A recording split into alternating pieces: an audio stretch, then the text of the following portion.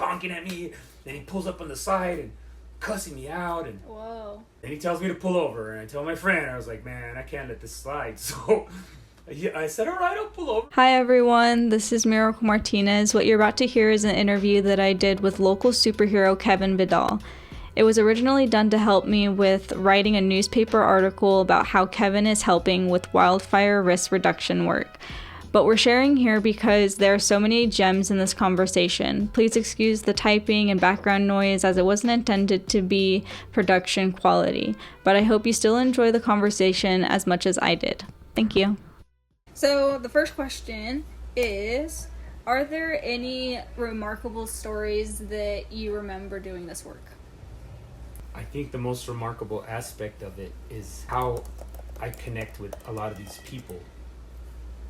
So every case has its own remarkable aspect, especially when I go work for someone that I've never met and they end up being like best friends or schoolmates with my mom or my aunts, and they know my family way better than I would have ever thought otherwise. Some of them even happen to be neighbors of my mom when she was growing up. So they have a lot of stories for me.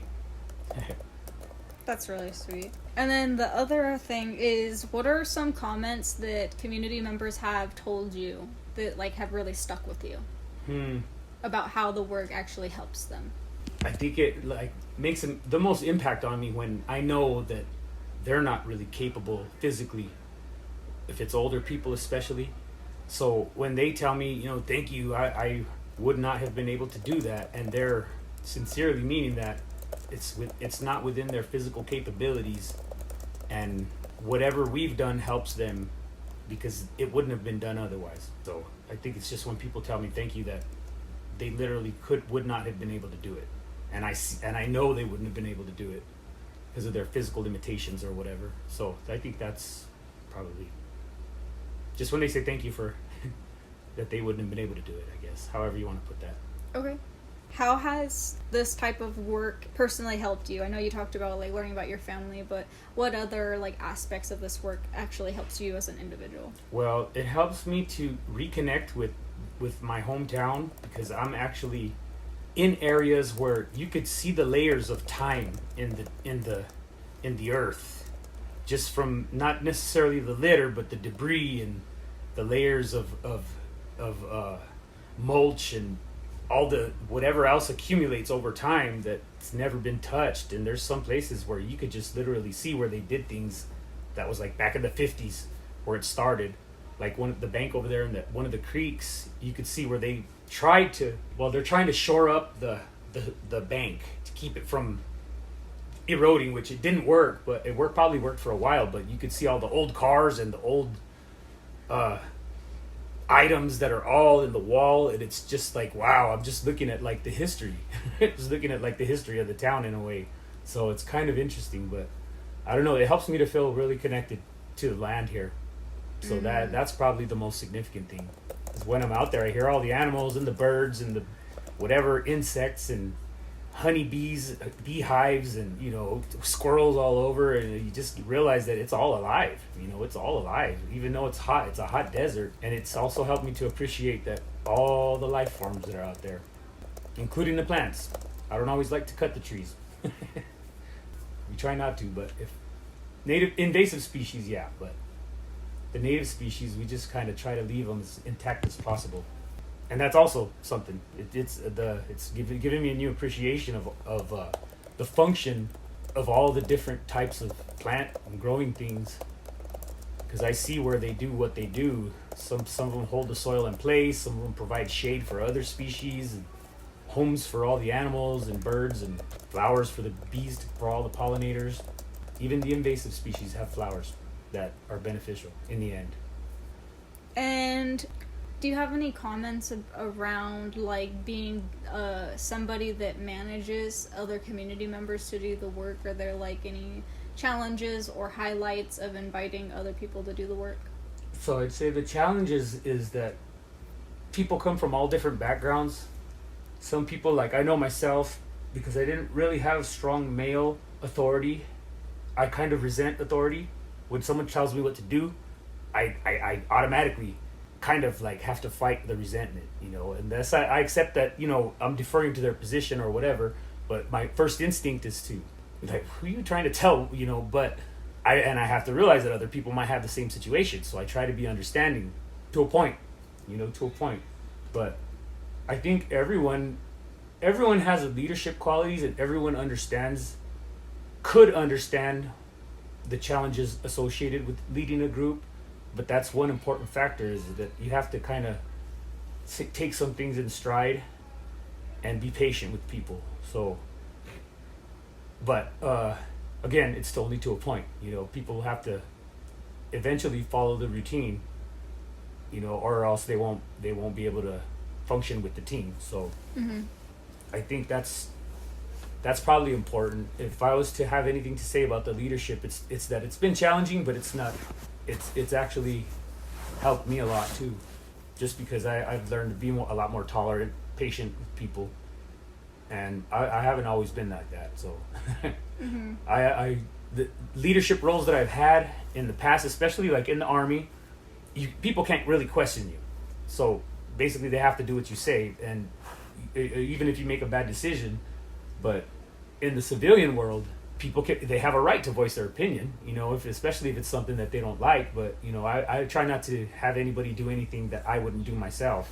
So I don't think that's really been too much of an issue. It's just it's hard work what I do, and what the crew that I've always, you know, with whoever is on my crew knows that it's hard work. So I have to understand that. I have to be patient. There's different levels of that people have different levels of stamina also. So they have to go at their own pace. And again, it's just helped me to be able to deal with all different types of personality styles and work ethics and whatever, however you want to put that, if that makes any sense.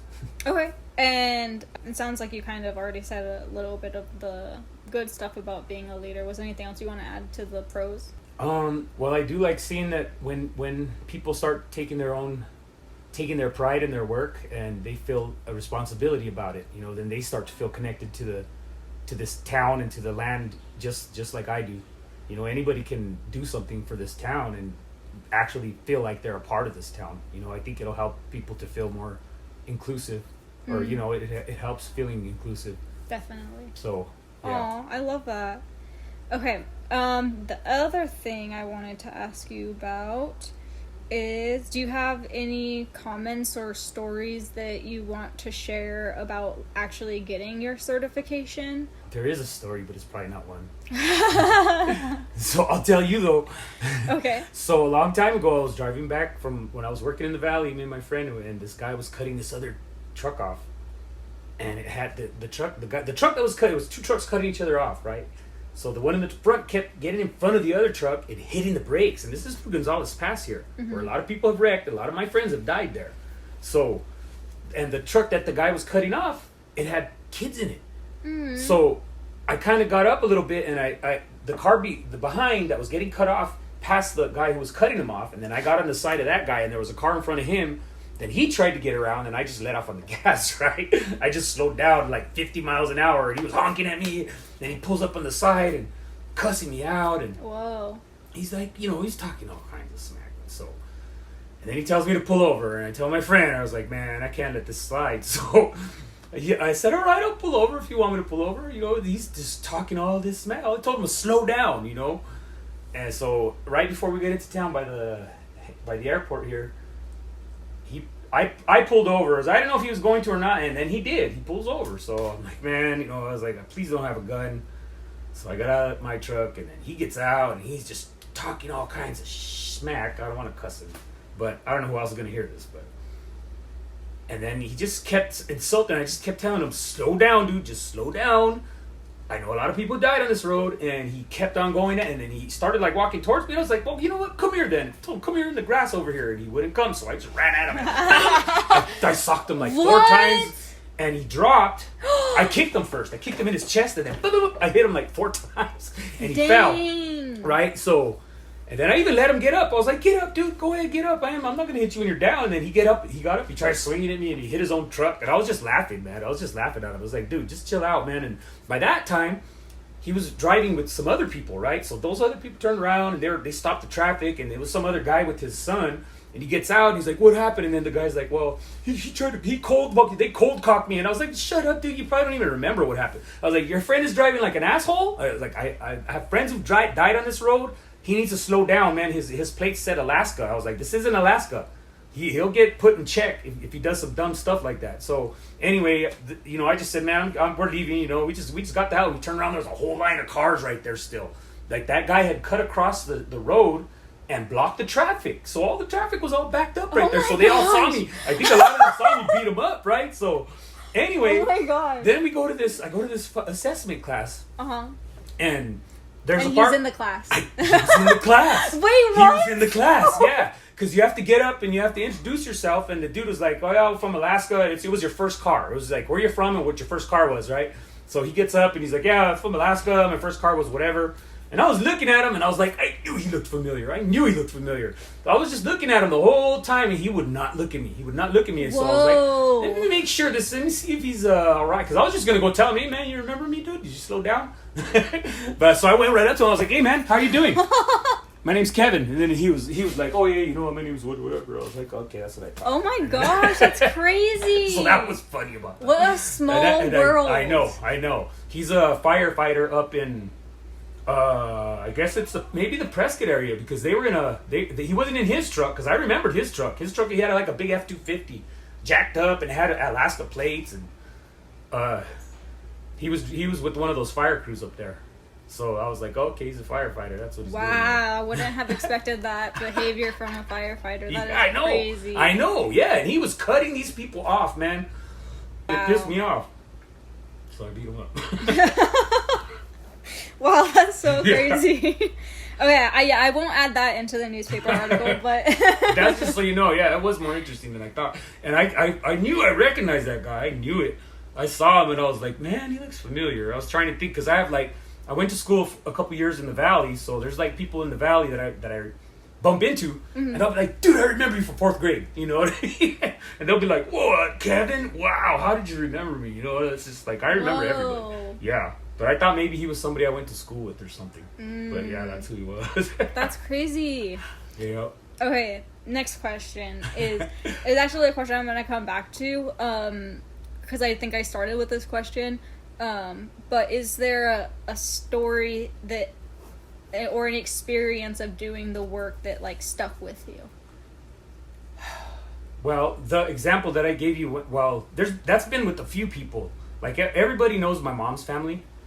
Some people know my dad's family, but most people associate me with my mom's family because my mom raised me. But I don't really want to mention names just because, to be discreet. But there was a lady who... she's actually the lady that was a neighbor of my mom's when they were growing up. She lived up like on the back side of the block, like facing the other way. So, as I'm working with her, she was asking me like, so who's your family? And then I told her, and then she's like, oh my gosh, she's like, I used to live behind you guys.